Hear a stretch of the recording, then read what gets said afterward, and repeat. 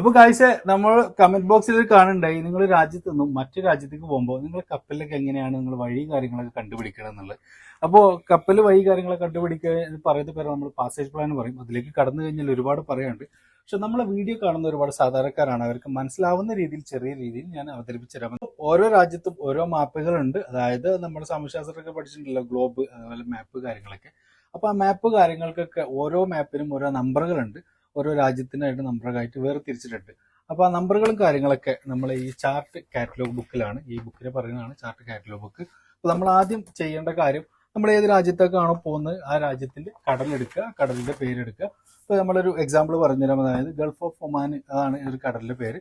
Gulf of Oman കടലിലേക്കാണ് നമ്മൾ പോകണമെന്നുണ്ടെങ്കിൽ നമ്മൾ ആ കടലെടുക്കുക. എന്നിട്ട് നമ്മൾ ആദ്യം നോക്കുക നമുക്ക് പോകേണ്ട സ്ഥലം എവിടെയാണോ എന്നുള്ളത്. എന്നിട്ട് നമുക്ക് അപ്രോച്ച് ചെയ്യേണ്ട പോർട്ട് ഏതാണെന്നുള്ളത് നോക്കുക. അതിനടുത്ത് ഒരുപാട് ചാർട്ടുകളുണ്ട്, ചാർട്ടുകളുടെ നമ്പറുകളും നിങ്ങൾക്ക് ഇവിടെ കാണാം. അപ്പോൾ നമുക്ക് പോകേണ്ട സ്ഥലം നേരെ എടുക്കുക. എന്നിട്ട് നമ്മൾ നേരെ ഇവിടെ വന്ന് നോക്കുക നമുക്ക് പോകേണ്ടത്. ഇപ്പോൾ ഫോർ എക്സാമ്പിൾ നമ്മൾ ഇവിടെയാണ് പോകണമെന്നുണ്ടെങ്കിൽ ആ ചാർട്ടിന് നമ്പർ ഇതാ ഇവിടെ. അപ്പോൾ ഈ ചാർട്ടിലെ നമ്പർ നമ്മൾ ഫൈൻഡ് ഔട്ട് ചെയ്ത് കഴിഞ്ഞു. ഇനി നമ്മൾ നേരെ ആ ചാർട്ട് നമ്മൾ നേരെ തപ്പുക. നമ്മൾ പോകുന്ന എല്ലാ വോയേജിന്റെ ചാർട്ടുകളും കാര്യങ്ങളും നമ്മുടെ കപ്പലിൽ ഉണ്ടാവും. അപ്പോൾ ആ ചാർട്ടിന്റെ നമ്പർ കിട്ടി. ഇനി നേരെ നമ്മൾ ചാർട്ടിലോട്ട് പോവാണ്. ചാർട്ടിന്റെ നമ്പറുകൾ നമ്മൾ നേരെ ചാർട്ടിലോട്ട് വരും. ഇതാണ് ചാർട്ടിന്റെ നമ്പർ. ആകെ നമ്മൾ ഉപയോഗിക്കുന്ന ആയുധങ്ങളാണ് പാരൽ റൂളറും പിന്നെ നമ്മുടെ പണ്ടത്തെ കോമ്പസ്.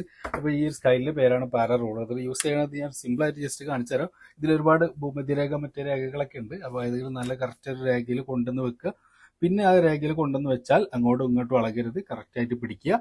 എന്നിട്ട് ഇത് മൂവ് ചെയ്യുക. അതായത് നമുക്ക് ഇവിടെയാണ് പൊസിഷൻ എന്നുണ്ടെങ്കിൽ ഇങ്ങനെ മൂവ് ചെയ്ത് അങ്ങോട്ടും ഇങ്ങോട്ടും പോവാത്ത രീതിയിൽ കറക്റ്റ് കൊണ്ടുവച്ചണം. എന്നിട്ട് നമ്മൾ എന്ത് ചെയ്യും, അവിടുത്തെ പൊസിഷൻ അവിടെ മാർക്ക് ചെയ്യും. അതുപോലെ തന്നെ നമ്മൾ ഇങ്ങോട്ടുള്ള രേഖയും നമ്മൾ അതുപോലെ തന്നെ ഇതിൽ വന്ന് മാർക്ക് ചെയ്തിട്ട് ആ ഒരു പൊസിഷൻ നമ്മൾ എടുക്കും, നേരെ മാർക്ക് ചെയ്യും. പിന്നെ അങ്ങോട്ടുള്ള ദൂരം കാര്യങ്ങളൊക്കെ നമ്മൾ കാൽക്കുലേറ്റ് ചെയ്യും. ഇനി ഈ ലൈന് വരച്ച് കഴിഞ്ഞിട്ട് നമ്മൾ അവിടെ ചെന്ന് അപ്രോച്ച് ചെയ്യുന്ന രാജ്യത്തിന്റെ മാപ്പിന്റെ ചാർട്ട് ഉണ്ടാവും, ആ നമ്പർ അത് ഇതിൽ നോക്കുക. എന്നിട്ട് പിന്നെ ആ ചാർട്ടിൽ ഉണ്ടാവും അവിടെ എൻ്റർ ചെയ്യാൻ പറ്റാത്ത ഏരിയകൾ, എൻ്റർ ചെയ്യാൻ പറ്റുന്ന ഏരിയകൾ, അവിടുത്തെ ആഴം എത്രയാണ്, അങ്ങനെയുള്ള എല്ലാ ഡീറ്റെയിൽസും കാര്യങ്ങളുള്ള ചാർട്ടും നമുക്ക് ആ ഏരിയയിലുള്ള ചാർട്ട് നമ്മൾ കിട്ടും. അപ്പോൾ ഇങ്ങനെ ചാർട്ടിൽ നോക്കിയിട്ടാണ് നമ്മുടെ കപ്പലിൽ പോകുന്ന വഴികളും കാര്യങ്ങളൊക്കെ നമ്മൾ ഒരുക്കുന്നത്. അത് കഴിഞ്ഞിട്ട് പിന്നെ അവിടുത്തെ കാലാവസ്ഥ നോക്കണം, അവിടുത്തെ ഡെപ്ത് നോക്കണം, അങ്ങനെ ഒരുപാട് കാര്യങ്ങൾ റെഡിയാക്കാനുണ്ട്.